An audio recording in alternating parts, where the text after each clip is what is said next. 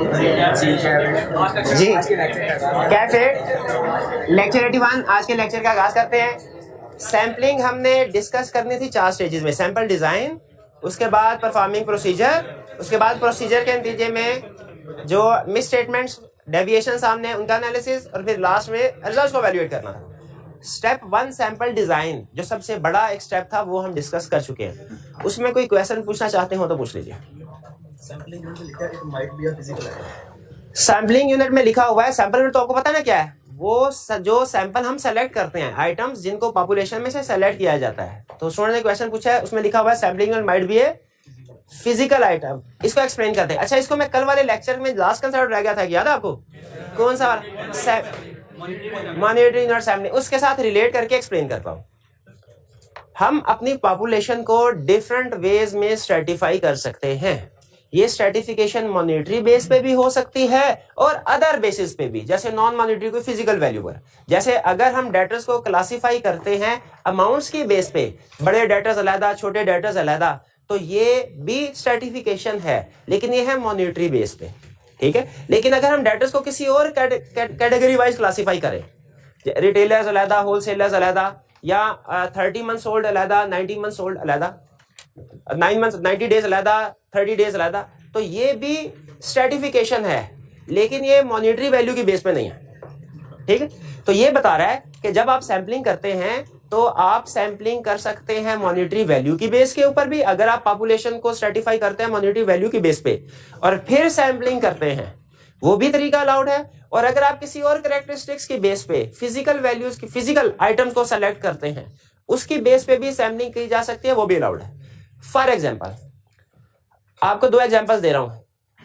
अगर हम total debtors में से कुछ डेटर्स को सेलेक्ट करें, हमने डेटर्स को सेलेक्ट, पार्टीज को सेलेक्ट किया, उनका बैलेंस जो मर्जी आता जाए, बैलेंस को इग्नोर किया, बल्कि ए से जी तक कुछ डेटर्स थे, उसको डेटर्स को सेलेक्ट किया। ये सिलेक्शन आपने वैल्यू बेस के ऊपर की है या फिजिकल आइटम को सेलेक्ट किया है? फिजिकल आइटम को। लेकिन अगर हम फर्स्ट कीजिए बड़ी बड़ी आइटम्स को, बड़े बड़े डेटर्स को सेलेक्ट करते हैं, या सेल्स के अंदर बड़ी बड़ी ट्रांजैक्शन को सेलेक्ट करते हैं, ये सिलेक्शन कौन सी होगी? Physical base, value base, value base, ठीक है। तो वो कहता है जो आपका सैंपलिंग यूनिट है वो दोनों तरह से हो सकता है, मॉनिटरी वैल्यू वाइज भी हो सकता है और नॉन मॉनिटरी भी हो सकता है, यानी फिजिकल या किसी और कैरेक्टरिस्टिक्स बेस पे। ये बात समझ आ गई? अच्छा, मॉनिटरी और सैंपलिंग एक कंसेप्ट है। ये कंसेप्ट क्या कहता है? कहता है मॉनिटरी और सैंपलिंग का मतलब है सैंपलिंग आपने मनी अमाउंट की बेस पे सैंपलिंग करनी है। जो आइटम को सेलेक्ट करना है किस चीज की बेस पे करना है? अमाउंट की। मॉनिटरी और सैंपलिंग के स्टार्ट में पहली चीज ये कहता है कि it is a type of value weight selection. Type of value weight selection का मतलब क्या हुआ कि इसमें जो सिलेक्शन की जाती है उसमें वेटेज वैल्यू को दी जाती है। वेटेज यानी मॉनिटरी और सैंपलिंग में जो ज्यादा वैल्यू की आइटम्स होंगी उनको वेटेज दी जाएगी सिलेक्शन में। अब मैं आपके सामने 2 तरीके बताता हूं। पहला तरीका, डेटर्स आपके सामने है, उनमें से कुछ डेटर्स को सैंपल बेस पे सेलेक्ट कर ले, ABCD किसी को भी। दूसरा तरीका, सेल्स की पॉपुलेशन है, उसमें से कुछ बड़ी सेल्स की ट्रांजैक्शंस को उठाएं और वो सेल्स की ट्रांजैक्शन जिन डेटर्स को की गई है उन डेटा का सैंपल उठाएं, उन डेटा का सैंपल। ये 2 अलग तरीके, दोनों का तरीकों से हो सकता है। पहला तरीका जो है वो वैल्यू वेट या मॉनिटरी यूनिट सैंपलिंग नहीं है, ठीक है। और दूसरे वाला तरीका जो है ये मॉनिटरी यूनिट सैंपलिंग, क्योंकि इसमें आप मनी आइटम्स को फोकस करते हैं, उनको सेलेक्ट करके फिर आप सैंपल को सेलेक्ट। मॉनिटरी यूनिट सैंपलिंग का फायदा पता है क्या होता है? इसमें आप लार्ज डेटा को स्किप नहीं करेंगे। अब जरा अगली बात थोड़ी गौर से सुनिएगा। अगर आप सिर्फ डेटर्स को सेलेक्ट करें ना, या इवन सिर्फ डेटर्स का क्लोजिंग बैलेंस को की बेस पे सिलेक्शन करें, सम टाइम ऐसा होता है लार्ज डेटर्स होते हैं उनका बैलेंस स्मॉल होता है। ऐसा होता है क्या? नहीं होता। अगर आप सिर्फ डेटर्स की बेस पे डेटर्स को ABC को सेलेक्ट करेंगे ना, तो आप ऐसे डेटर्स को इग्नोर कर देंगे। हालांकि हमारा ऑडिट एक्सपीरियंस ये कहता है कि ऐसे डेटर्स को भी सेलेक्ट करना चाहिए। जब आप वैल्यू वेट सिलेक्शन करते हैं, मॉनिटरी और सैंपलिंग करते हैं, मॉनिटरी और सैंपलिंग, आपने पहले पॉपुलेशन में से लार्ज आइटम को सेलेक्ट किया, फिर वो लार्ज आइटम्स जिन डेटा से रिलेट करते थे उनको सेलेक्ट किया। अब इसमें आपका फोकस हाई वैल्यू आइटम्स के ऊपर ज्यादा है, और इसमें जो बड़े डेटर्स अगर फर्ज कीजिए किसी वजह से उनका बैलेंस, क्लोजिंग बैलेंस स्मॉल भी आ जाता है, आपकी वेरिफिकेशन से वो भी नहीं बचेंगे, उनको भी आप सेलेक्ट। ये है मॉनिटरी और सैंपलिंग। जब आप मॉनिटरी यूनिट्स को सामने रखते हुए सिलेक्शन करें, और कॉमन सेंस की बात है, हमारी ऑडिट में जो ज्यादातर सिलेक्शन होती है वो मनी अमाउंट्स की बेस पे होती है। ठीक है, मैं एक दफा आपके साथ इसके वर्ड्स जो है वो सेंटेंस दोहरा देता हूं इस एग्जांपल के साथ। मॉनिटरी यूनिट सैंपलिंग में वो क्या कहता है, ये क्या है, monetary unit sampling is a type of value weighted selection. इसने type of value weighted selection क्यों कहा, क्योंकि इसमें जो वेटेज दी जाती है, इंपॉर्टेंस दी जाती है, वो हाई वैल्यू को दी जाती है। इनमें sample size selection and valuation results in a conclusion in monetary term, जिसमें ये सारी चीज सैंपल साइज सिलेक्शन और वैल्यूएशन रिजल्ट्स और conclusion in a conclusion monetary amounts में किए जाते हैं। सिलेक्शन भी मॉनिटरी अमाउंट्स में की जाती है और वैल्यूएशन भी मॉनिटरी अमाउंट्स में की जाती है। फिर आगे एक्सप्लेन कर रहा है, ये आगे जो नेक्स्ट पैराग्राफ में एक्सप्लेनेशन है, ये भी मॉनिटरी सैंपलिंग की डेफिनेशन का हिस्सा है। कह रहा है इन परफॉर्मिंग टेस्ट ऑफ, अगर आप टेस्ट ऑफ डिटेल परफॉर्म कर रहे हो, individual monetary units are identified as sampling units. तो जो इंडिविजुअल मॉनिटरी यूनिट्स होते हैं ना, वो आपके सैंपलिंग यूनिट होते हैं। ये तो हमें सैंपलिंग यूनिट में उसने बता दिया। अगर टेस्ट ऑफ डिटेल परफॉर्म कर रहे हैं, सेल्स के अंदर जितनी भी ट्रांजैक्शन है वो टोटल पॉपुलेशन कहलाती है, और इंडिविजुअल ट्रांजैक्शन क्या कहलाती है, सैंपलिंग यूनिट। हम जब सैंपल उठाते हैं इंडिविजुअल ट्रांजैक्शन को उठाते हैं कि पूरे का पूरा सेल्स अकाउंट उठाते हैं, इंडिविजुअल ट्रांजैक्शंस को। ठीक है, फिर इसके बाद क्या कह रहा है, type after selecting monetary units from population, किसी भी पॉपुलेशन में से अगर आप यूनिट उठाते हैं, जैसे मैंने जो एग्जांपल दिया आपको, इसको उसके साथ रिप्लेस करें। यहाँ पे for example population of sales कर ले। For example population of sales में से आप सैंपलिंग यूनिट उठाते हैं, क्या कहना चाह रहा है, पॉपुलेशन ऑफ सेल्स से आप सेल इनवॉइसेस उठाते हैं अगर, ठीक है, the auditor then examine particular item that contains those monetary units. तो फिर इसके बाद ऑडिटर वो पर्टिकुलर आइटम, वो पर्टिकुलर डेटास को सेलेक्ट करेगा जिससे ये सेल रिलेट करती है। इसका फायदा क्या होगा भला, इसका आप लार्ज आइटम्स के ऊपर फोकस कर रहे होंगे। ठीक है, कह रहे हैं it focus on large value item because they have a greater chance of selection. बड़े बड़े डेटा के सिलेक्ट होने का चांस इसमें ज्यादा होगा, और it can result in smaller sample size. और चूंकि बड़ी बड़ी आइटम्स के ऊपर आप फोकस कर रहे होंगे तो आप कम सैंपल साइज के साथ भी ज्यादा अमाउंट्स को कवर कर सकते हैं। यह है मॉनिटरी यूनिट सैंपलिंग। वर्ड्स के साथ क्लियर हो गया, कंसेप्ट सिंपल जहन में रखे। जब हम सैंपल करते हुए अमाउंट्स को सेलेक्ट करेंगे ना, वो मॉनिटरी यूनिट सैंपलिंग है, सिंपल। ठीक है, सैंपलिंग यूनिट आपका इन टर्म्स ऑफ मनी भी हो सकता है, अदर भी हो सकता है, फिजिकल। ठीक है, जब आप in terms of money selection करेंगे वो मॉनिटरी यूनिट सैंपलिंग होगी। क्लियर हो गई? और की क्वेश्चन? हाँ, स्मॉलर सैंपल साइज का मतलब यह है कि जो नंबर ऑफ ट्रांजैक्शंस आपने वेरीफाई करनी है वो कम हो जाएगी, क्योंकि बड़ी बड़ी अमाउंट्स के ऊपर आप फोकस कर रहे होंगे ना, तो कम ट्रांजैक्शन के साथ लार्जर पोर्शन कवर हो जाएगा पॉपुलेशन का। स्टेटमेंट में सेकंड पैराग्राफ लिखा है, वो कह रहे हैं tolerable statement is application of performance material to sampling procedure. इसी नेक्स्ट लाइन में वो कह रहे हैं कि और as amount lower than performance material की, सही है, यहां पे ग्रेटर नहीं होना चाहिए। अच्छा, पहली चीज आपको ये बता रहा है कि जो परफॉर्मेंस मटेरियलिटी का कंसेप्ट है और टॉलरेबल मिसस्टेटमेंट का, ये मिलते जुलते हैं लेकिन सेम नहीं है। बल्कि इस चीज को सामने रखते हुए एग्जाम में उसने एक दफा स्पेसिफिकली क्वेश्चन टेस्ट कर लिया था कि बताओ परफॉर्मेंस मटेरियलिटी में और टॉलरेबल मिसस्टेटमेंट में फर्क क्या है। तो हमने क्या करना था भला, दोनों की डेफिनेशन रिप्रोड्यूस करनी थी। परफॉर्मेंस मटेरियलिटी की डेफिनेशन याद है ना आपको, तो टॉलरेबल मिसस्टेटमेंट की डेफिनेशन भी हमने याद की है, वो रिप्रोड्यूस करनी थी। हाँ, नीचे एंड में कह रहा है कि टॉलरेबल मिसस्टेटमेंट परफॉर्मेंस मटेरियलिटी की तरह है, वो नहीं है। ये एप्लीकेशन है परफॉर्मेंस मटेरियलिटी की इन सैंपलिंग, ये परफॉर्मेंस मटेरियलिटी की। क्योंकि देखिए परफॉर्मेंस मटेरियलिटी भी क्या होता था, यही ना कि एरिया लेवल पे काम करते हुए आप क्या मटेरियलिटी लेवल यूज करते हैं, तो ये भी सैंपलिंग भी आप एरिया लेवल पे कर रहे होते हैं ना। तो ये सैंपलिंग करते हुए आपने मटेरियलिटी लेवल जो डिटरमिन किया वो टॉलरेबल मिसस्टेटमेंट है। इसीलिए उसने कहा कि tolerable misstatement is an application of performance materiality in sampling. ये लेकिन ये परफॉर्मेंस मटेरियलिटी नहीं है। ये अमाउंट वो भी हो सकती है जो आपकी उस एरिया की, या उससे कम डिफरेंट भी हो सकती है, उससे डिफरेंट भी हो सकती है, हो सकती है, क्योंकि आप सैंपलिंग के लिए यूज कर रहे हैं ना। क्योंकि सैंपलिंग करते हुए हम स्ट्रेटिफिकेशन करते हैं, तो स्ट्रेटिफिकेशन करते हुए उसकी अमाउंट कम हो सकती है। ठीक है, स्ट्रेटिफिकेशन में तो हम उस परफॉर्मेंस मटेरियलिटी जो एक पूरे एरिया के लिए ना, उस एरिया की फर्दर स्ट्रेटिफिकेशन करेंगे तो आपको उस परफॉर्मेंस मटेरियलिटी को भी तोड़ना पड़ेगा।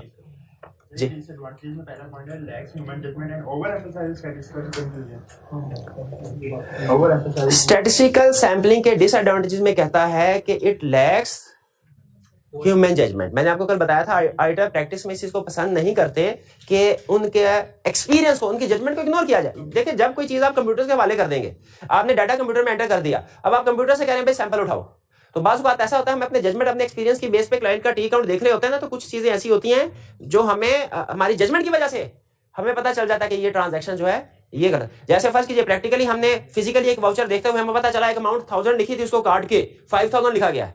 अब कंप्यूटर में तो 5000 की एंट्री आएगी। अब कंप्यूटर में अगर आप उसको देखेंगे, आपको कभी स्केप्टिसिज्म आपको कुछ भी नहीं बताएगा लेकिन प्रैक्टिकली अगर आप देखेंगे आप कहेंगे ये अमाउंट चेंज हुई है, इसका मतलब है इसमें कुछ गड़बड़ लगती है। हो सकता है असल में ट्रांजैक्शन 1000 की थी, स्पोर्टिंग डॉक्यूमेंट हो सकता है 1000 की हो और बाद में 5000 कर दिया, एक चांस है। आप इस तरह की आइटम्स को प्रैक्टिकली इग्नोर नहीं करें। अब ये हमारी जजमेंट और एक्सपीरियंस पे बेस कर रही होती है ना इस तरह की ट्रांजैक्शन को, इस तरह के रिस्क को आइडेंटिफाई करना।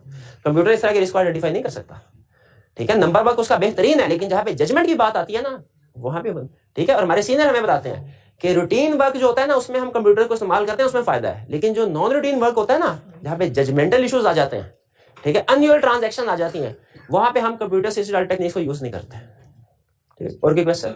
ये non statical sampling any method can be used except drop selection, यानी नॉन स्टैटिकल में फिर रैंडम सिलेक्शन करेगा और वो नॉन स्टैटिस्टिकल सैंपलिंग में एंड पे उसने लिखा हुआ है नॉन स्टैटिस्टिकल सैंपलिंग में तो आप कोई सा भी मेथड यूज करें। स्टैटिस्टिकल में सिवाय ब्लॉक सिलेक्शन के, स्टैटिस्टिकल सैंपलिंग ब्लॉक सिलेक्शन कभी भी अलाउड नहीं है, ठीक है। ब्लॉक सिलेक्शन कभी भी अलाउड नहीं है। जो रैंडम सिलेक्शन है और सिस्टमैटिक सिलेक्शन है ये हर तरह के मेथड में अलाउड है, लेकिन जो हैपहैज़र्ड सिलेक्शन है ये नॉन स्टैटिस्टिकल सैंपलिंग में अलाउड है, स्टैटिस्टिकल में अलाउड नहीं है। यानी हैपहैज़र्ड सिलेक्शन सिंपल याद रखिए, हैपहैज़र्ड सिलेक्शन स्टैटिस्टिकल में अलाउड नहीं है, नॉन स्टैटिस्टिकल में है, और ब्लॉक सिलेक्शन किसी भी मेथड में अलाउड नहीं है। रैंडम सिलेक्शन जो है कर सकते हैं। देखिए अगर आपने देखा ना स्टैटिस्टिकल सैंपलिंग की डेफिनेशन, उसमें उसने दो चीजें बताई थी कि आपने सैंपल को सेलेक्ट किया हो रैंडम सिलेक्शन के जरिए से और रिजल्ट्स को वैल्यूएट किया हो प्रोबेबिलिटी थ्योरी से। तो इसका मतलब है अगर हमने सैंपल को सेलेक्ट किया रैंडम सिलेक्शन से लेकिन रिजल्ट वैल्यूएट करते प्रोबेबिलिटी थ्योरी को यूज नहीं किया, वो क्या होगी? Non statistical. तो क्या नॉन स्टैटिस्टिकल में रैंडम को यूज कर सकते हैं? यस कर सकते हैं, ठीक है जी। और कोई क्वेश्चन? सर ये define what will be deviation और मिसस्टेटमेंट में लिखा हुआ है if documentation relating to item has been lost, ये डेविएशन और मिसस्टेटमेंट कैसे होगी? देखिए हमने कल ये डिस्कस किया था सैंपलिंग में वर्ड स्कोप लिमिटेशन और वर्ड मटेरियलिटी ये यूज नहीं होते। अगर हमें कोई एविडेंस नहीं मिलता नॉर्मल ऑडिट में हम उसे स्कोप लिमिटेशन कंसीडर करते हैं, लेकिन सैंपलिंग में हम उसे क्या कहेंगे? अगर टेस्ट ऑफ कंट्रोल्स परफॉर्म कर रहे हैं तो deviation, test of details perform कर रहे हैं तो मिस स्टेटमेंट, यानी स्कोप लिमिटेशन की कैटेगरी नहीं होगी।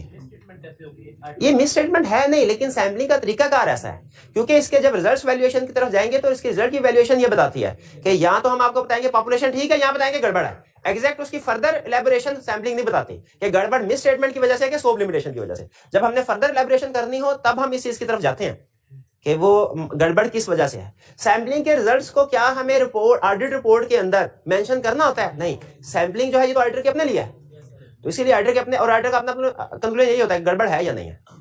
अगर आप इसको रिपोर्ट में इंक्लूड करने जा रहे होंगे ना फिर आपको फर्दर एक्सप्लेन करना पड़ेगा कि ये मिस स्टेटमेंट है कि स्कोप लिमिटेशन है, सैंपलिंग में नहीं करते।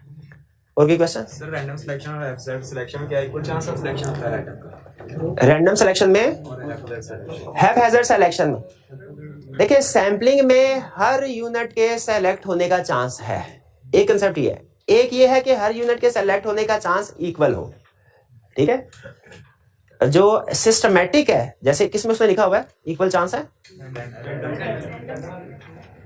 रैंडम में वो कह रहा है कि हर आइटम के सेलेक्ट होने का इक्वल चांस होता है, ठीक है, बिल्कुल ठीक है, यानी हर आइटम के सेलेक्ट होने का इक्वल चांस होगा। इसका मतलब ये है कि हैपहैज़र्ड में हर आइटम के सेलेक्ट होने का इक्वल चांस नहीं है। हर आइटम के सेलेक्ट होने का चांस है लेकिन इक्वल नहीं है, ये ज़हन में रखिएगा, क्योंकि हैपहैज़र्ड करते हुए हमारी जजमेंट हमें गाइड कर रही होती है, थोड़ा बायस कर रही होती है कि कुछ खास ट्रांजैक्शन के ऊपर फोकस करो, ठीक है। जबकि रैंडम सिलेक्शन करते हुए तो कंप्यूटर के लिए सारी की सारी ट्रांजैक्शन एक जैसी है, ठीक है। वो हर ट्रांजैक्शन के सिलेक्ट होने का वो मैथमेटिकली कैलकुलेशन कर रहा होगा ना, जब बेसिकली कंप्यूटर सिलेक्शन कर रहा होगा मैथमेटिकली कर रहा होगा, तो रैंडम सिलेक्शन में हर आइटम के सिलेक्ट होने का इक्वल चांस है। हाँ इक्वल चांस नहीं, हैपहैज़र्ड में और रैंडम में सिर्फ इक्वल का फर्क नहीं है, उसका तरीकाकार का फर्क भी है। हाँ जी, क्योंकि computer number generator, random number generator use होता है रैंडम, और जब हैपहैज़र्ड में सिलेक्शन की जाती है वो आइटम अपनी जजमेंट की बेस पे करता है। और क्या क्वेश्चन? चलिए अब आज के लेक्चर की तरफ चलते हैं। सैंपल डिजाइन वाला कंसेप्ट हमने कंप्लीट कर लिया, ओके, उसमें कोई प्रॉब्लम तो नहीं है। आगे चलते हैं। नेक्स्ट स्टेज हमारी क्या थी? परफॉर्मिंग प्रोसीजर, प्रोसीजर को परफॉर्म करना है, प्रोजेक्शन करनी है, रिजल्ट्स को वैल्यूएट करना है। आज हमने 3 काम सीखने हैं सैंपलिंग में, इसके बाद सैंपलिंग खत्म। क्या काम सीखने हैं? प्रोसीजर को परफॉर्म करना है, प्रोजेक्शन करनी है रिजल्ट्स को वैल्यूएट करना है, सबसे पहले परफॉर्मिंग प्रोसीजर। अच्छा, सैंपल डिजाइन में क्या हम इस नतीजे पे पहुंच चुके हैं कि हमारे सामने सैंपल आ गया, हमें पता है अब ये 70 का, 80 का, 100 का, 200 का सैंपल है, इसके ऊपर कुछ प्रोसीजर परफॉर्म करना है। तो सबसे पहले कहता है कि भाई प्रोसीजर परफॉर्म करें। ये प्रोसीजर आपने वैसे ही परफॉर्म करने हैं जैसे चैप्टर 10 के थे। टेस्ट ऑफ कंट्रोल्स है तो टेस्ट ऑफ कंट्रोल परफॉर्म करें, सब्सटेंटिव प्रोसीजर तो सब्सटेंटिव प्रोसीजर परफॉर्म करें, जो भी प्रोसीजर आप चाहते हैं। प्रोसीजर्स क्या होंगे इसके ऊपर हमारी डिस्कशन नहीं है। जो भी आपका मकसद है, सेल्स के प्रोसीजर कुछ और होंगे, परचेज के कुछ और होंगे, फिक्स एसेट के कुछ और होंगे, जो भी उस एरिया से रिलेटेड प्रोसीजर है वो परफॉर्म करें। कहता है लेकिन प्रोसीजर परफॉर्म करते हुए ना कुछ चीजें आपको फेस करना पड़ेंगी। पहली चीज, अगर कोई आइटम कैंसल हो गई है, अगर कोई आइटम कैंसल हो गया एक, और दूसरा अगर कोई आइटम मिसिंग है, इन दोनों में फर्क है। आइटम के कैंसल होने में और मिसिंग होने में फर्क है। अच्छा, मैं आपसे एक एब्रीविएशन यूज होती है, मैं पूछना चाह रहा हूं उसका मतलब क्या है। N/A कितने स्टूडेंट्स का ख्याल है इसका मतलब है नॉट अवेलेबल? कितने स्टूडेंट्स का ख्याल है इसका मतलब है नॉट एप्लीकेबल? इसका मतलब नॉट एप्लीकेबल, जहां तक मुझे अंदाजा है इसका मतलब है नॉट। अच्छा, पहले ये बताइए क्या दोनों में फर्क है? नॉट एप्लीकेबल और नॉट अवेलेबल में फर्क है? एग्जाम्पल सुनिए, मैंने एक सैंपल, मैं basically test of controls perform कर रहा हूं और मैंने सीएफओ से कहा सर देखना चाहता हूं चेक्स, जितनी भी चेक की पेमेंट हुई है आपकी अप्रूवल हुई कि नहीं हुई। मैंने उसके लिए रैंडम बेसिस के ऊपर चेक के नंबर्स में से कुछ सैंपल सेलेक्ट किया।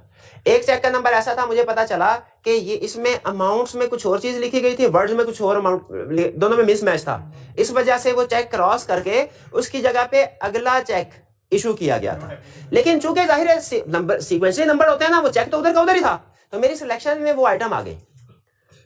बताइए ये नॉट एप्लीकेबल है कि नॉट अवेलेबल है? Not applicable. और अगर मैंने चेक का नंबर सेलेक्ट किया और सीएफओ ने कहा सर इसका कोई रिकॉर्ड है ही नहीं, मुझे गुम हो गया, नॉट अवेलेबल।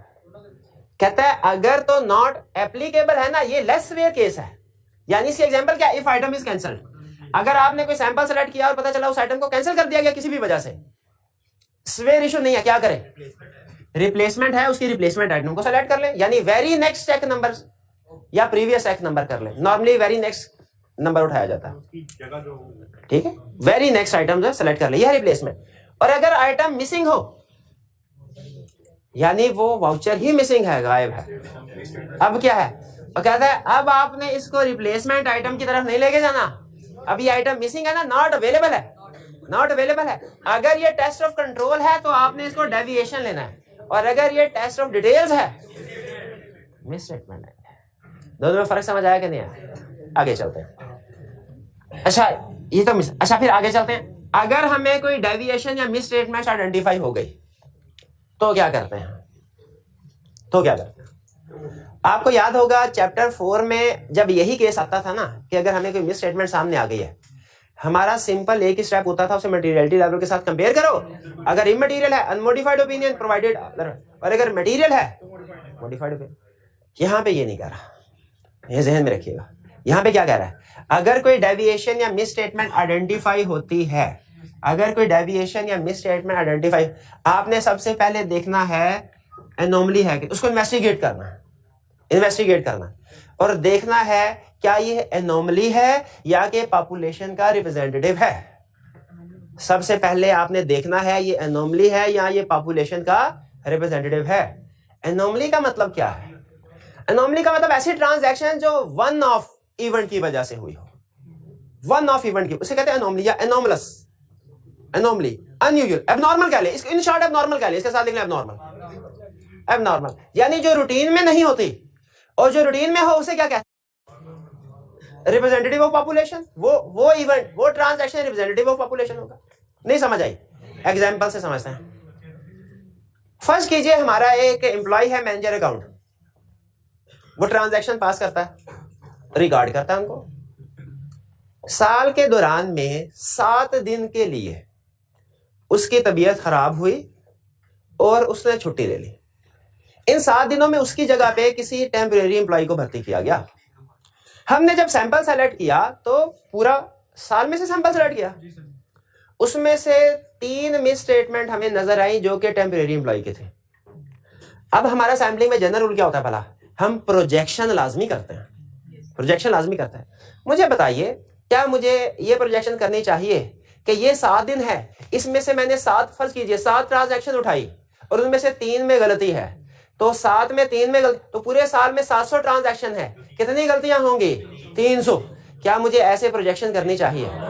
तो क्यों नहीं करनी चाहिए? क्यों नहीं करनी चाहिए? क्योंकि ये इवेंट एनोमलस है, ये साल के दौरान में बार बार अकर नहीं हुआ, ये रिप्रेजेंटेटिव ऑफ पॉपुलेशन नहीं है, ये वन ऑफ इवेंट है। जो वन ऑफ इवेंट होते हैं इनका ट्रीटमेंट अलग है, और जो रिप्रेजेंटेटिव ऑफ पॉपुलेशन है इनका ट्रीटमेंट अलग है।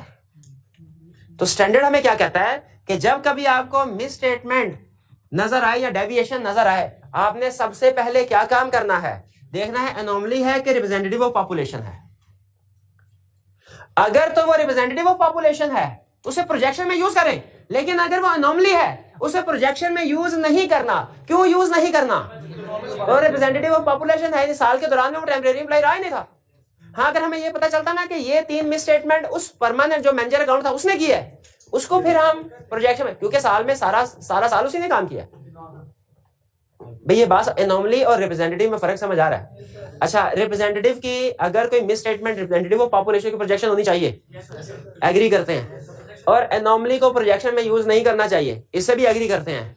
लेकिन कहता है एनोमली को यहां पे नहीं छोड़ना, एनोमली को यहां पे नहीं छोड़ना, आपने उसे प्रोजेक्शन में तो यूज नहीं करना, लेकिन उस स्पेसिफिक एरिया के प्रोसीजर्स को एक्सटेंड कर दे। क्या कह रहा है भला? कह रहे हैं उस एम्प्लॉय की जो टेम्परेरी एम्प्लॉय की 3 गलतियां हैं ना, उनको प्रोजेक्शन में यूज ना करो, लेकिन बहरहाल वो गलतियां हैं, और अगर उसने 3 गलतियां की हैं इसका मतलब है और गलतियां भी होंगी। आप उस स्पेसिफिक एरिया यानी उस टेम्परेरी एम्प्लॉय की जो बाकी के ट्रांजैक्शंस हैं उन पे अपना फोकस बढ़ा दो, उसने वहां पे और भी गलतियां की होगी। ये बात समझ आए? एनोमली और रिप्रेजेंटेटिव क्लियर हो गया। फिर लास्ट देखिए कि डेविएशन या मिस स्टेटमेंट कॉमन फीचर्स तो शेयर नहीं कर रहे। मतलब एक केस स्टडी में उसने पूछा, उसने कहा आपने कंपनी 4 प्रोडक्ट्स को सेल करती है, आपने सर्टिफिकेशन की, आपने उसमें से सैंपल उठाया, आपको 5 गलतियां मिली, 500 की 500 प्रोडक्ट डी में थी, 500 की 500 प्रोडक्ट डी में थी। बताइए इसे कोई इंडिकेशन मिल रही है? रिस्क ऑफ फ्रॉड इंक्रीज हो रहा है हमारा, उधर गड़बड़ है। एक बैंक है, उसकी 250 ब्रांचेस हैं, ठीक है, और आपको पता चल रहा है कि एक ब्रांच में गलतियां ज्यादा आ रही है, सेल्स में भी गलती आती है, रेवेन्यू में भी, एक्सपेंसेस में भी, उस स्पेसिफिक ब्रांच।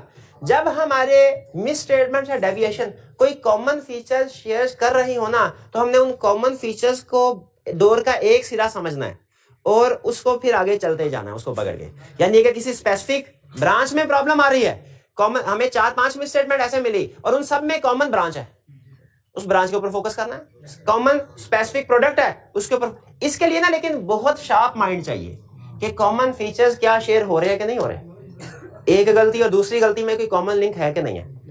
अगर ये लिंक आपको मिल जाए तो फिर मोस्ट प्रोबेबली आपने फ्रॉड को ढूंढ लिया। ये नॉर्मली फ्रॉड के केसेस में ऐसे होता है कॉमन फीचर्स।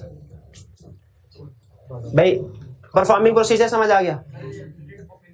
इसका मतलब ये हुआ कि हमने आइटम्स कैंसिल होंगी तो क्या करना ये भी सीख लिया, मिसिंग होगी तक ये भी सीख लिया, एनोमली है या नहीं है ये भी सीख लिया।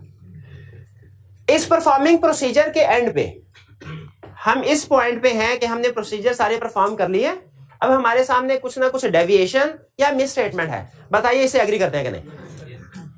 ठीक है, सैंपल डिजाइन के एंड पे हमारे सामने सैंपल पड़ा था, परफॉर्मिंग प्रोसीजर के फेज के एंड पे हमारे सामने क्या है, कुछ मिस स्टेटमेंट है और कुछ डेविएशन है, और अब हमने मजीद प्रोसीजर कोई नहीं परफॉर्म करना, इनका एनालिसिस करना है।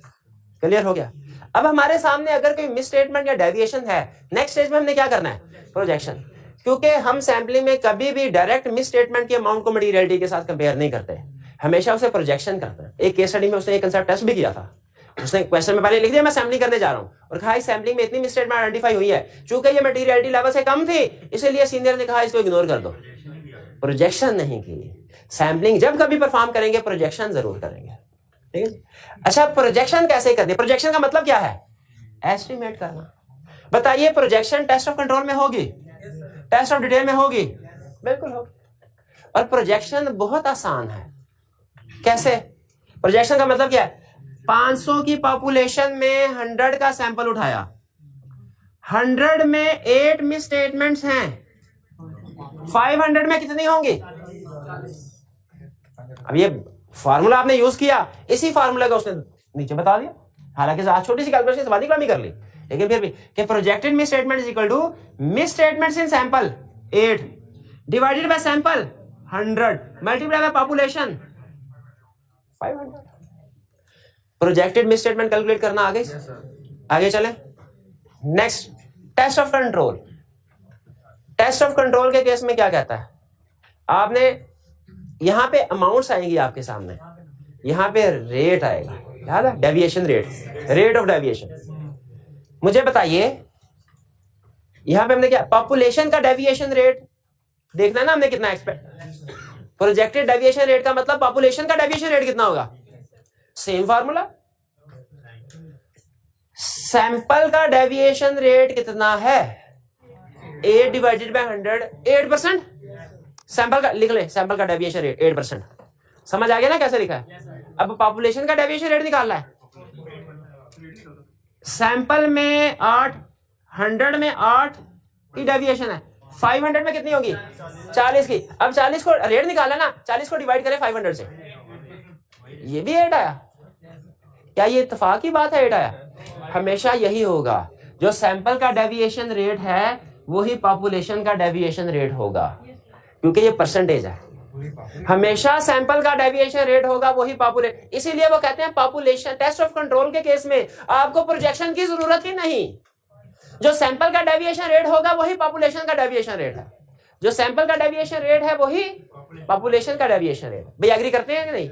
एक और मिसाल अगर आप कहें तो चले, इसको 2 से मल्टीप्लाई कर देते हैं, 4 से मल्टीप्लाई, चले फिगर्स आपकी भैया जल्दी से बताएं। पॉपुलेशन कितने यूनिट हो, 1000, पॉपुलेशन हो 1000, सैंपल कितने का उठाना है 56, सैंपल उठाना है 56, और डेविएशन कितनी आई, डेविएशन कितनी आई 9.5। डेविएशन कैसे आती है 0.5 कैसे, अमाउंट में नहीं सीएफओ ने आधे साइन करके छोड़ दिए होंगे। 51, कोई बात नहीं 51 में ठीक है। बताइए सैंपल में डेविएशन रेट कितना है 91। अब इसको नोट कर लें, आप भूल जाना, आपने खुद फिगर लिखा के खुद ही भूल जाएंगे आप। 91%, 56 में 51 की डेविएशन है, 1000 में कितने की होगी? पहले तो ये कैलकुलेट करें ना, कितनी कैलकुलेशन कर ले भाई, कॉम्प्लेक्स फिगर तो बड़े 911। अब डिवाइडेड का 911, डेविएशन रेट पॉपुलेशन का निकाला ना, 911 डिवाइड बाय 1000 कितना आया, वही आ गया कि नहीं आ गया? इसीलिए उन्होंने कहा कि आपको उन्होंने कहा आइंदा से आप ये कष्ट उठाई ना, सिंपल रूल रखें, क्या सैंपल का डेविएशन रेट ही प्रोजेक्टेड डेविएशन रेट होगा पॉपुलेशन का, सैंपल का डेविएशन रेट ही पॉपुलेशन का प्रोजेक्टेड डेविएशन रेट होगा। भाई प्रोजेक्शन हो गई, प्रोजेक्शन हो गई। अब असल में आपके पास 3 टर्म्स बोलने लगे हूं, जिसको इन तीनों टर्म में फर्क समझ आ गया ना, सारी सैम्पलिंग उसको आ गई। स्टार्ट करूं, पहले बताएं टेस्ट ऑफ कंट्रोल्स की टर्म्स बोलूं कि टेस्ट ऑफ डिटेल्स की? टेस्ट ऑफ कंट्रोल्स की। पहला expected rate of deviation, tolerable rate of deviation, projected rate of deviation. नहीं समझ आ रही है आपको ये टर्म्स क्या क्या रही हैं? क्या आपको पता है कि tolerable rate of deviation, expected rate of deviation और प्रोजेक्टेड रेट ऑफ डेविएशन ये तीनों डिफरेंट टर्म्स हैं? क्या ये पता है आपको? सैम्पलिंग पता है आपको? क्या आपको ये पता है कि sample miss statement, tolerable miss statement, expected miss statement और प्रोजेक्टेड मिस स्टेटमेंट में फर्क है? अच्छा बताइए, अगर आपको पता है ये मिस स्टेटमेंट के केस में कौन सी वाली 2 पैरामीटर्स ऐसे हैं जो प्रोसीजर परफॉर्म करने से पहले डिसाइड होते हैं? टॉलरेबल और एक्सपेक्टेड। और कौन से वाले हैं जो प्रोसीजर परफॉर्म होने के बाद?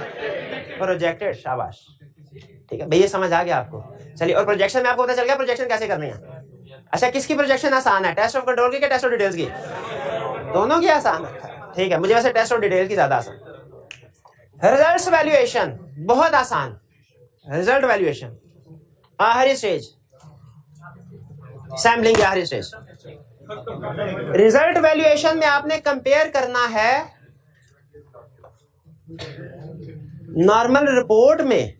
जब हम रिजल्ट्स को वैल्यूएट कर रहे होते थे कंक्लूजन पे पहुंचने के लिए किसको किसके साथ कंपेयर करते थे? मिस स्टेटमेंट का मटेरियल, पक्की बात है। यहाँ पे किसको किसके साथ करेंगे? प्रोजेक्टेड मिस स्टेटमेंट को टॉलरेबल मिस। बैक एंड पे कंसेप्ट वही है, लेकिन सिर्फ सैम्पलिंग की टर्म्स यूज हो रही हैं, नाम बदले हैं, काम वही फ्रेंड। अच्छा बताइए, रिजल्ट्स वैल्यूएट करने हैं, पहले टेस्ट ऑफ कंट्रोल के सिखाऊंगे, test of details, test of control के। और आपको ये पता है रिजल्ट्स वैल्यूएशन के लिए हमने प्रोजेक्शन को टॉलरेबल के साथ कंपेयर करना है। रिजल्ट वैल्यूएशन के लिए प्रोजेक्शन को टॉलरेबल के साथ कंपेयर करना है। रिजल्ट वैल्यूएशन के लिए प्रोजेक्शन को टॉलरेबल के साथ कंपेयर करना है। ये रही प्रोजेक्शन, ये रही टॉलरेबल। ये है प्रोजेक्टेड रेट ऑफ डेविएशन, ये है टॉलरेबल रेट ऑफ डेविएशन। अगर projected rate of deviation tolerable rate of deviation से कम है, कंक्लूजन क्या है? Controls are strong. मजीद बढ़ाना चाहे मजीद भी कह सकते हैं, controls are strong, auditor will rely on controls, auditor will perform less substantive procedure. जो जितना मर्जी बढ़ा ले भैया, बात समझ आ गई? दूसरा, अगर projected rate of deviation tolerable rate of deviation से ज्यादा है, controls are weak, auditor shall not rely on controls, auditor shall increase substantive procedure. Agree करते हैं? ये टेस्ट ऑफ कंट्रोल की वैल्यूएशन हो गई। जब प्रोजेक्टेड टॉलरेबल से कम है तब भी करवा दी, और प्रोजेक्टेड टॉलरेबल से ज्यादा है वो भी करवा दी। ठीक है, आगे चलते हैं। Test of details, test of detail नहीं, इसमें कोई कबाहत की बात नहीं है, बिल्कुल। भाई को कोरोना तो नहीं था ना, बस ये बता दें, फिर ठीक है, फिर कोई test of detail. Test of details, test of detail में अब देखिए, अगर टेस्ट ऑफ डिटेल में projected rate of deviation tolerable rate of deviation से कम है तो ओके नहीं है। ओके ना, रेट कहां से आ गया? अब सुने, अगर प्रोजेक्टेड रेट, अब अगर projected miss statement tolerable miss statement से कम है तो पॉपुलेशन ठीक है, एरिया यही खत्म, घर भाग जाए, छोटे एग्जांपल है प्रैक्टिस में, अभी नहीं। अगर प्रोजेक्टेड मिस स्टेटमेंट टॉलरेबल से कम है, इसका मतलब उसमें कोई मटेरियल मिस भागो। अच्छा गौर से सुनिएगा, इस पे आप चौंकेंगे, इस पे आप हैरान भी होंगे, परेशान भी होंगे। अगर प्रोजेक्टेड मिस स्टेटमेंट टॉलरेबल से कम है, हमने कहा ओके कोई प्रॉब्लम नहीं। अगर projected miss statement tolerable miss statement से ज्यादा है, सुनिए जरा, ये वो सूरत हाल है जो पूरे ऑडिट में हमारे सामने नहीं है। मुझे ये बताइए, प्रोजेक्टेड मिस स्टेटमेंट टॉलरेबल से कम है, हमने कहा okay, projected miss statement tolerable से ज्यादा है, क्या हम ये कह सकते हैं कि पॉपुलेशन ओके है, पॉपुलेशन ठीक है, ये कह सकते हैं? क्या हम ये कह सकते हैं पॉपुलेशन इज मटेरियली मिसस्टेटेड? ये भी नहीं कह सकते। और सारी सेंस इसी चीज में है कि ये क्यों नहीं कह सकते, हालांकि प्रोजेक्टेड मिस स्टेटमेंट टॉलरेबल से ज्यादा है, हम ये क्यों नहीं कह सकते पॉपुलेशन इज मटेरियली मिसस्टेटेड? इसलिए कि ये प्रोजेक्शन है, ये हवाई फिगर है, आपके पास एक्चुअल मिस स्टेटमेंट नहीं है। अगर आप कभी भी ये कहें ना कि पॉपुलेशन इज मटेरियली मिसस्टेटेड, तो फिर आपको ओपिनियन मॉडिफाई करना पड़ेगा, रिपोर्ट में बताना पड़ेगा किस एरिया में कितनी अमाउंट की मिस स्टेटमेंट है, और आपने वो मिस स्टेटमेंट अभी आइडेंटिफाई ही नहीं की, रिपोर्ट में कैसे लिखेंगे? रिपोर्ट में नहीं ना लिख सकते। अच्छा, इसका मतलब ये हुआ, अब मैं लाइन के ऊपर जो स्टैंडर्ड ने लाइन लिखी है ना, उसकी तरफ आपको लाना चाह रहा हूं। इस पॉइंट नॉर्मली तो हम या तो ये कहते हैं पूरे ऑडिट में, या तो एरिया ठीक है या ठीक नहीं है, कोई तीसरा ओपिनियन। लेकिन ये ऐसी सूरत हाल है जिसमें ना ये कह सकते हैं कि पॉपुलेशन ठीक है, और ना ही कह सकते हैं पॉपुलेशन मटेरियली मिसस्टेटेड है। तो इसके लिए स्टैंडर्ड ने एक खास तौर पर इसी सिचुएशन के लिए लाइन इजाद की है जो कहीं इस्तेमाल नहीं होती। Sampling does not provide reasonable basis for our conclusion. Sampling does not provide reasonable basis for our conclusion. इस केस में हम सैम्पलिंग की बेस पे कोई भी कंक्लूजन नहीं दे सकते, यानी ना ये कह सकते हैं पॉपुलेशन ठीक है, ना ये कह सकते हैं पॉपुलेशन गलत है। भाई ये बात समझ आई? तो इसकी बाकी सबकी इंटरप्रिटेशन ठीक है, ठीक है, इसकी इंटरप्रिटेशन याद रखें, ये नहीं है कि पॉपुलेशन इज मटेरियली मिसस्टेटेड, बल्कि इसकी इंटरप्रिटेशन क्या है? Sampling does not provide reasonable basis for our. हमें खतरा है, हमें रिस्क है हमारा कि कुछ ना कुछ मिस स्टेटमेंट छुपी हुई हैं, लेकिन चूंकि हमने आइडेंटिफाई नहीं की, उसके उनको ढूंढना है, और ढूंढेंगे कैसे? फर्दर प्रोसीजर फॉर्म करके। भाई ये कुछ बात समझ? जी नहीं, ये बात इधर ही करनी है, ये बात ऊपर नहीं करनी, ये बात इधर ही करनी है जी। इस ऊपर वाले केस में क्यों नहीं? क्योंकि ऊपर वाले केस में इसलिए, मुझे ये बताइए, हम अपनी रिपोर्ट में अनमोडिफाइड ओपिनियन देते हैं, मॉडिफाइड ओपिनियन भी देते हैं, जो एक्सप्लेन करते हैं मॉडिफिकेशन। ठीक है, तो जब चीजें ठीक हैं तो डिटेल में जाने की जरूरत नहीं है, जब चीजें गड़बड़ है तो डिटेल में जाने की जरूरत है। क्यों? क्योंकि हमने उनको रिपोर्ट करना है। अगर हमने, अच्छा यहाँ पे क्वेश्चन का ये, अगर ओके कर दिया यहाँ पे और फिर भी कोई मिस स्टेटमेंट बाद में सामने आ गई, वो सैम्पलिंग रिस्क है, उसमें हमारा कसूर कोई नहीं है, उसमें हमारा कसूर कोई नहीं, वो हम कहेंगे इनहेरेंट लिमिटेशन है। इनहेरेंट लिमिटेशन, शाबाश, अच्छा कंसेप्ट लिंक किया। चलिए अब आपने काम क्या करना है, सुन ले, अभी बैठे बैठे इसकी रीडिंग करने की जरूरत नहीं, कंसेप्ट समझ आ गया ना। एंड पे एक ऐसी एग्जांपल है जो कि आपके सैम्पलिंग के जो मेजर कंसेप्ट्स है वो रिवाइज कर देगी। ये पेज है 214, इसके ऊपर बॉक्स में एक एग्जांपल है। आगे चलने से पहले, पास्ट पेपर्स की तरफ चलने से पहले लाजमी है कि आपने वो एग्जांपल पढ़ी हो। ठीक है, उस एग्जांपल को पढ़ लें, आपके पास 3-4 मिनट है, 4 मिनट के बाद हम पास्ट पेपर की डिस्कशन की तरफ जाएंगे। ठीक है, रीडिंग शुरू कर दीजिए, पास कीजिए। एक्सरसाइज में कोई प्रॉब्लम? स्टार्ट कीजिए जी। उम्मीद है एक्सरसाइज आपने अटेम्प्ट कर ली होगी, इसमें अगर कोई प्रॉब्लम है तो पूछ लें, वरना हम आगे चलते हैं। ये छोटी सी एक्सरसाइज थी लेकिन आपके कंसेप्ट्स को रिवाइज करने के लिए अच्छी थी। इसमें सैम्पलिंग के सारे कंसेप्ट्स रिवाइज नहीं होते, लेकिन जो प्रोजेक्शन और रिजल्ट वैल्यूएशन है ना, वो बड़े अच्छे तरीके से क्लियर हो जाते हैं। चलिए अब चलते हैं हम पास्ट पेपर्स की डिस्कशन की तरफ। इसमें वॉल्यूम 1 के जितने भी क्वेश्चन है रिप्रोडक्शन के, वो मैं आपके साथ आज डिस्कस कर रहा हूँ। केस स्टडी वाली आपको होम असाइनमेंट दे दी है, ये होम असाइनमेंट हमारी इधर के, ये अपेंडिक्स 1, 2, 3, 4। जिस स्टूडेंट ने ये अपेंडिक्स रिटन फॉर्म में ना किए, सैम्पलिंग एग्जाम का क्वेश्चन नहीं कर पाएगा। फिर सुन लें, ये अपेंडिक्स के 4 क्वेश्चन हैं, 1, 2, 3, 4। जिस स्टूडेंट ने ये रिटन फॉर्म में नहीं किए, एग्जाम का क्वेश्चन अटेम्प्ट नहीं कर पाएगा। ये अपेंडिक्स के क्वेश्चन है, बल्कि हर चैप्टर के, जिस चैप्टर का अपेंडिक्स मौजूद है ना, उसमें ये अपेंडिक्स वाले वो क्वेश्चन है जो कम अज कम ये क्वेश्चन रिटन फॉर्म में आपने लाजमी करने हैं। ये वो क्वेश्चन जिन्हें आप ज़बानी कलामी नहीं कर सकते, रिटन फॉर्म में करेंगे। ठीक है, हर चैप्टर, जिस चैप्टर का भी जिक्र किया होगा चैप्टर में, कंफर्मेशन का भी यही रूल बिल्कुल। आगे चलते हैं। फिर इसके बाद अब जब टाइम मिले आपको, तो आपने वॉल्यूम 2 के क्वेश्चंस भी अटेम्प्ट करने हैं, वो मैं आपको वक्तन होम असाइनमेंट में बताता जाऊंगा। सैम्पलिंग, पहला क्वेश्चन कह रहा है describe the circumstances in which an item may decide to examine entire population of items that make up and count balance. नहीं, ये क्वेश्चन गलत है। आइटर तो कभी भी एंटायर पॉपुलेशन, आइटर तो सैंपल कुछ केसेस में करता है। किन केसेस में? एक मिनट हरे भाई, एक एक करके जी मेरे भाई, आप बताइए, आप बताना चाह रहे थे बड़े जोरों शोर से। Small number of large balances, significant risk which can not be reduced by other means, population not homogeneous, और एक था वो कंप्यूटर्स वाला, क्या था? Repetitive nature. ठीक, चारों लिख लेंगे। 5, 3, 4 है, to be on safe side एक आधा एक्स्ट्रा भी लिख देना होता है। इन एग्जाम में कहते हैं 0.75 मार्क फॉर ईच पॉइंट। कभी मार्किंग स्कीम पढ़ी आपने? इसीलिए कह रहे हैं 4 की बजाय 3। आपने हमेशा स्टैंडर्ड मार्किंग स्कीम रखी होती है, 1 पॉइंट का 1 नंबर, चल भाई आगे। अब मार्किंग स्कीम देखें, वो कभी 1 पॉइंट का 1 नंबर भी देता है, कभी 1 पॉइंट का 0.75 और कभी 1 पॉइंट का 0.5 मार्क्स भी देता है। अच्छे वाले आते होंगे आपको, लेकिन अब एग्जाम में आपको नहीं पता मार्किंग स्कीम क्या होगी, इसीलिए बेहतर होता है to be on safe side, कुछ थोड़ा सा एक्स्ट्रा पॉइंट्स लिख दे, एक्स्ट्रा पॉइंट। मार्किंग स्कीम बतानी चाहिए। मार्किंग स्कीम तो दूर की बात है, बात वो एक क्वेश्चन के 2 पार्ट हो ना, उनके भी इकट्ठे नंबर बता देता है, यही नहीं बताता पार्ट 1 के कितने, पार्ट 2 के कितने। मार्किंग स्कीम तो दूर की बात है, घटिया सवाल होता है वो, घटिया। मैंने खुद कई दफा ऐसा पार्ट 1 ए और बी किया, ए को मैंने खींच दिया, बी का मेरे ख्याल में छोटा सा पूछा था, और जब मार्किंग स्कीम सोल्यूशन आया पता चला ए को छोटा सा जवाब देना था और बी को खींचना था। अब हमारी बला जाने उधर, उसे चाहिए ये था ए और, देखे जैसे इसमें उसने ये अच्छा किया, एसीसी वाले अच्छे क्वेश्चन था, उसने देखे 2 पार्ट्स है ना, 2 पार्ट्स हैं, उसने पार्ट 1 के आधा मार्क्स दिए, पार्ट 2 के, आपको पता है कि इधर आपने ज्यादा लिखना है, इधर कम लिखना है, लेकिन आई क्या करेगा, दोनों गायब करके एंड में लिख देगा 6 मार्क्स। हाँ 3, चलिए 12। लेकिन अब वैसे वो ऐसा नहीं कर रहा, अब आई कैप जो है नॉर्मली ऐसा नहीं करता, लेकिन किसी किसी क्वेश्चन में हो जाता उससे। In the context of I cap, मैं ससुराल थोड़ी उसकी तारीफ क्यों करूंगा मैं, मेरा क्या लेना देना उसे, तारीफ तो कभी वैसे मैंने ससुराल भी नहीं की। आगे चलते इन द कंटेक्स्ट, नहीं मेरा कोई, देखिए अगर कभी आई कैप का और स्टूडेंट का कंफ्लिक्ट होगा ना, तो इंशाल्लाह आपका भाई आपके साथ खड़ा होगा।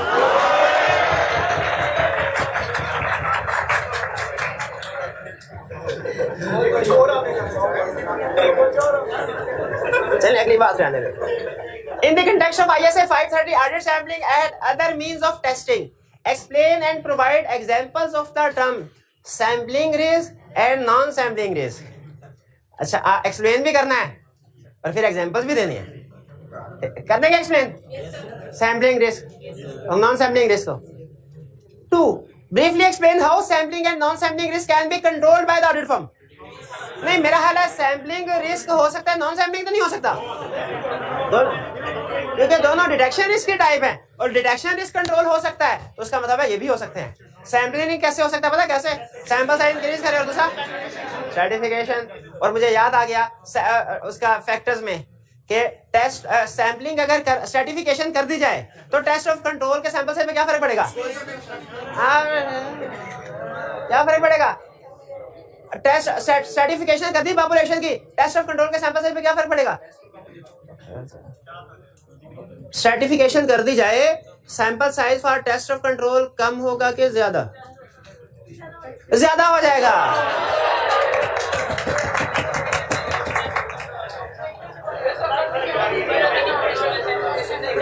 गलत कंसेप्ट भी गलत बता दिया, गलत कंसेप्ट भी गलत बता। कोई इफेक्ट नहीं पड़ेगा क्योंकि सर्टिफिकेशन टेस्ट ऑफ कंट्रोल के लिए इररेलेवेंट है, स्टैंडर्ड ने से टेस्ट ऑफ डिटेल में दिया हुआ। और अगर होता भी तो सर्टिफिकेशन से सैंपल साइज डिक्रीज होता, टेस्ट ऑफ डिटेल्स में होता ही क्यों? टेस्ट ऑफ डिटेल्स में होता। आगे चलते हैं। Differentiate between following statistical and non statistical sampling. तो बताइए मेरे भाई, स्टैटिस्टिकल सैम्पलिंग को डिफाइन कर दे। देखा वो नहीं, जो क्लास में बोला है ना वो बता रहे होंगे, जो उधर लिखा हुआ है वो नहीं।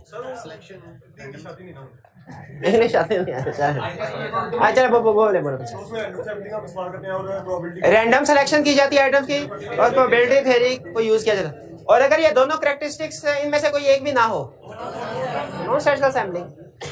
ऊपर स्टैटिस्टिकल को डिफाइन कर देंगे, नीचे नॉन स्टैटिस्टिकल लिख देंगे। If any of the above characteristic is not present, non statistical. फिर sampling and non sampling risk, ये भी पीछे हमने डिस्कस कर लिया। Briefly describe the term systematic sampling, ये तो की ही नहीं हमने, छोड़ के आ जाएंगे कि नहीं करें, क्या सोचेंगे कहीं ऐसा तो नहीं कि एग्जिस्टिंग टर्म को ही उसने थोड़ा सा चेंज करके हमसे पूछा है। ये सिस्टमैटिक सिलेक्शन है, सिस्टमैटिक सिलेक्शन का दूसरा ना, एवरी nth आइटम को सेलेक्ट करना। इसके सारे मार्क्स ज्यादा होंगे ना तो एलोकेशन करके एक आ गया 12। Describe some factors and their effect on item judgement of sample size for substantive procedure. ये तो पढ़ा ही नहीं हमने। नहीं, सब्सटेंटिव प्रोसीजर के फैक्टर्स मैंने आपको कभी नहीं बताए। हाँ जी, टेस्ट ऑफ डिटेल्स, ये सोच के नहीं आ जाना कि सब्सटेंटिव आउट ऑफ सिलेबस आ गया है, बल्कि सोचना है सैम्पलिंग होती है टेस्ट ऑफ कंट्रोल में, टेस्ट ऑफ डिटेल में, इनमें कौन सा सब्सटेंटिव प्रोसीजर वाला है? टेस्ट ऑफ, तो टेस्ट ऑफ डिटेल। अच्छा बताइए, सिर्फ फैक्टर्स बताने हैं कि उनका इफेक्ट भी बताना है? कुछ क्वेश्चन में सिर्फ फैक्टर पूछते हैं, आपने वो सिर्फ लेफ्ट साइड वाला कॉलम जो कल हमने पढ़ा था वो देना है। कुछ में फैक्टर्स के साथ इफेक्ट भी पूछते हैं दोनों कॉलम में, और लेफ्ट वाले कॉलम पे इंक्रीज डिक्रीज लिख दीजिएगा। लेफ्ट वाला कॉलम इंक्रीज डिक्रीज करेंगे तो राइट पे इंक्रीज डिक्रीज का डिसीजन होगा। चलिए, और ये इंक्रीज डिक्रीज सही लिखिएगा। Differentiate between tolerable misstatement performance materiality, same ही है दोनों। अच्छा सेम नहीं है, लेकिन ये तो हमने पढ़ा ही नहीं है। हमने कोई ऐसा कंसेप्ट नहीं पढ़ा जिसमें हमने दरमियान में लाइन लगा के लेफ्ट साइड पे tolerable misstatement definition part of difference, इसका मतलब टॉलरेबल मिसस्टेटमेंट की डेफिनेशन लिखेंगे परफॉर्मेंस मटेरियलिटी के। परफॉर्मेंस मटेरियलिटी की डेफिनेशन कितने स्टूडेंट्स को याद है? हो ही नहीं सकता याद हो किसी को।